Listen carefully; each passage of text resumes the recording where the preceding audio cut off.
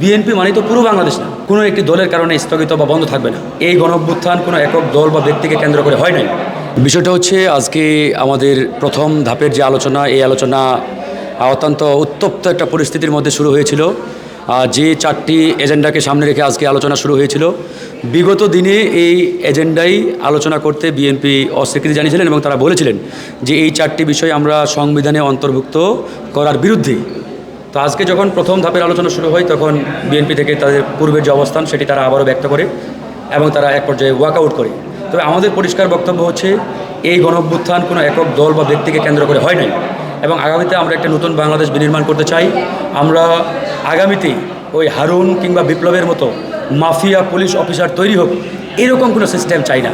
এই জন্য আজকের যে এজেন্ডা ছিল আপনার পাবলিক সার্ভিস কমিশন, দুদক, ন্যায়পাল এবং মহা হিসাব নিরীক্ষক ও নিয়ন্ত্রক, এই চারটি সাংবিধানিক প্রতিষ্ঠানকে আমরা সংবিধানে অন্তর্ভুক্ত করার পক্ষে। কিন্তু বিএনপি বলেছে এই চারটি প্রতিষ্ঠানের যে নিয়োগ প্রক্রিয়া, এটা বিগত সময়ে যেভাবে ছিল সরকার নিয়োগ দিয়েছে, আগামীতেও ঠিক সরকার নিয়োগ দেবে, মানে ওই প্রক্রিয়াটাই অব্যাহত থাকবে।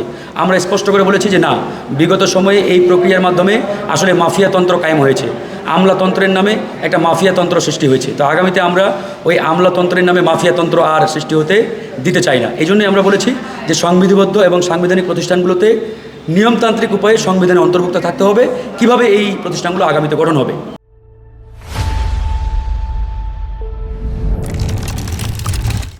তো যাই হোক, বিএনপি ওয়াকআউট করার পরে আমরা বলেছি, তবে বিএনপি ওয়াকআউটের সাথে সাথে দু একটি রাজনৈতিক দল বিএনপির সুরে তারাও উচ্চবাচ্য করার চেষ্টা করেছে এবং বলেছে যে তারা না থাকলে আলোচনা হবে না, তারা ছাড়াই সিদ্ধান্ত ইত্যাদি ইত্যাদি। আমরা বললাম যে বিএনপি মানে তো পুরো বাংলাদেশ না। হ্যাঁ, তারা বাংলাদেশের নাম্বার 1 পার্টি বা বড় পলিটিক্যাল পার্টি, তার মানে যে হোল বাংলাদেশ তারা তো না ভাই। বিএনপি ওয়াকআউট করতে পারে, এটা তাদের সাংবিধানিক অধিকার, গণতান্ত্রিক অধিকার। সুতরাং আমরা গণতন্ত্রকে বিশ্বাস করি, লালন করি, আমরা স্যালুট জানাই, ধন্যবাদ জানাই যে তারা গণতান্ত্রিক যে সৌন্দর্য সেটা অব্যাহত রেখে তারা ওয়াকআউট করেছে বা আলোচনা থেকে বিরত থেকেছে। তারপর আমরা আহ্বান জানাই বিএনপি যাতে আলোচনায় অংশগ্রহণ করে।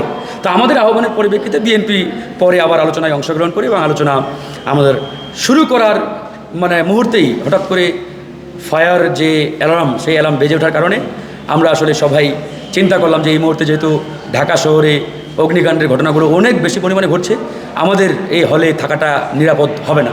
তো আমরা বললাম যে আমরা সবাই আপাতত হলের বাইরে যাই, আমাদের যে টেকনিশিয়ান আছে এই ফরেন সার্ভিস একাডেমির, তারা চেক করে দেখুক কোথাও অগ্নিকাণ্ডের ঘটনা ঘটেছে কিনা।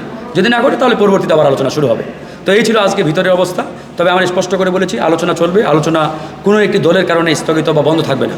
কেউ ওয়াকআউট করতে পারে, আলোচনা বয়কটও করতে পারে, এটা তাদের গণতান্ত্রিক অধিকার, গণতান্ত্রিক সৌন্দর্য। আমরা গণতান্ত্রিক সৌন্দর্যকে সাধুবাদ জানাই, স্বাগত জানাই। তবে কোনো এক দলের কারণে XYZ আলোচনা স্থগিত, বন্ধ, এটা সেটা, এগুলো আসলে গণতন্ত্রের চর্চা কিংবা আসলে বৈশিষ্ট্যের মধ্যে পড়ে না।